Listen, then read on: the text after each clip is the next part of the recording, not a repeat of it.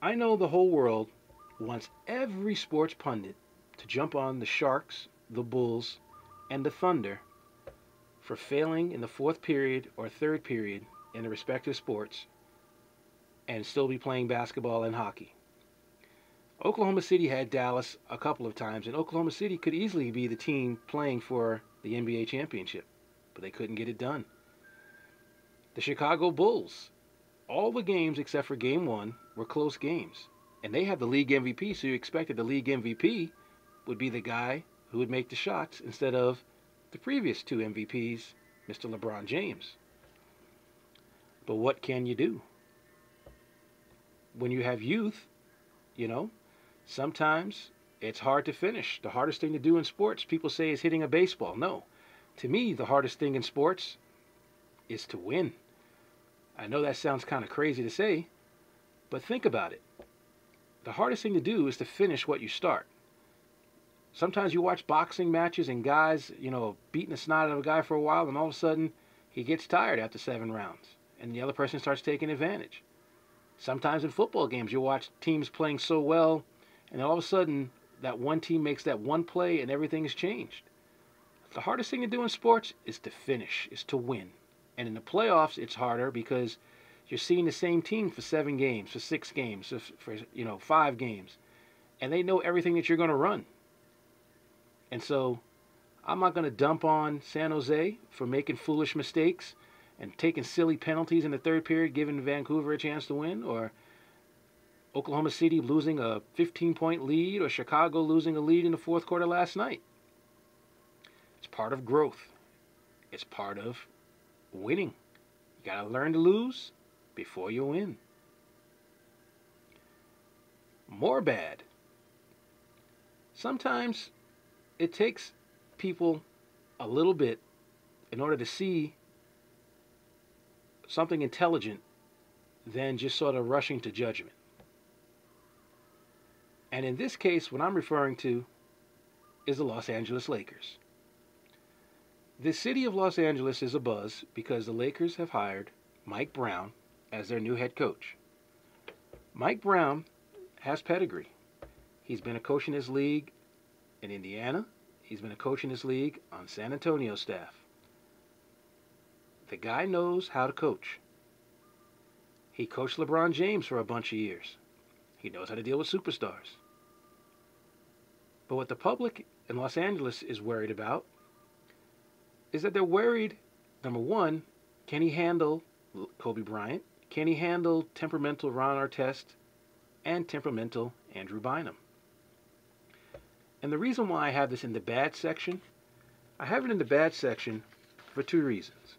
Reason number one, I have it in the bad section because the Lakers should have hired Brian Shaw.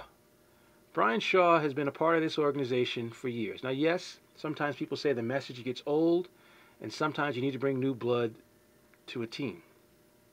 The Lakers are not a team that's in turmoil or in trouble. They have the players to win the championship next year.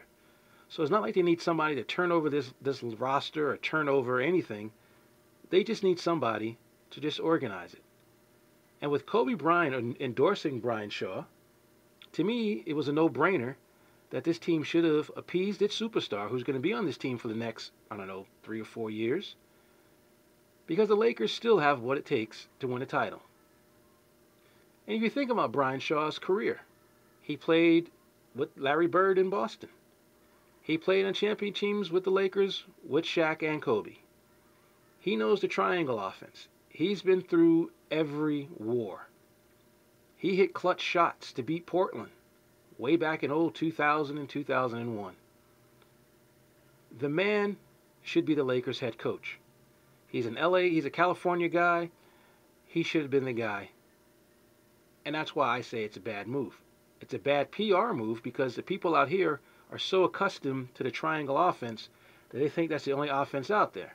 And so a lot of fans out here are screaming about it because they are not happy that somebody's going to disrupt something that, was in a final 7 times in 11 years.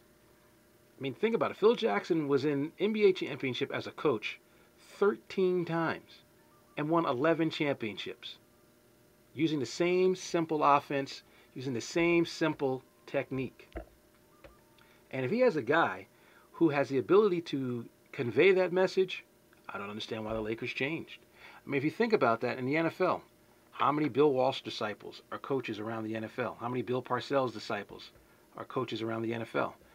Guys who have a system, guys who know how to win, and guys who do win, as evidenced by Bill Belichick winning Super Bowls, by Tom Coughlin winning Super Bowls, all from the Parcells tree.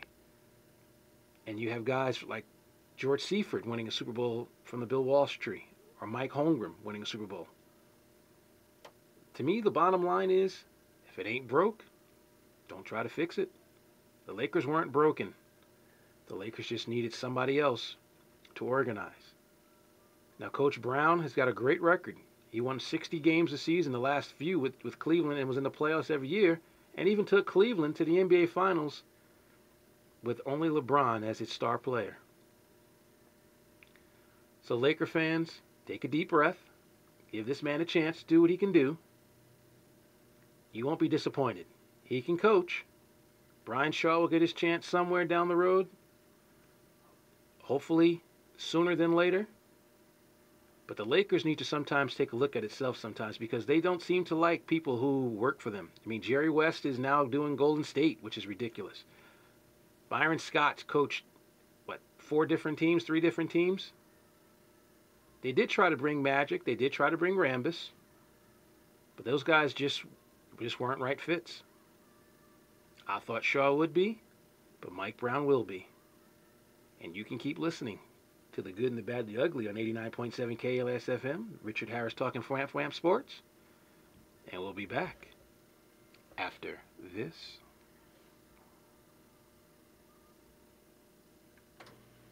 For all of your auto repairs, including expert collision work, LA Radiator on Santa Monica Boulevard with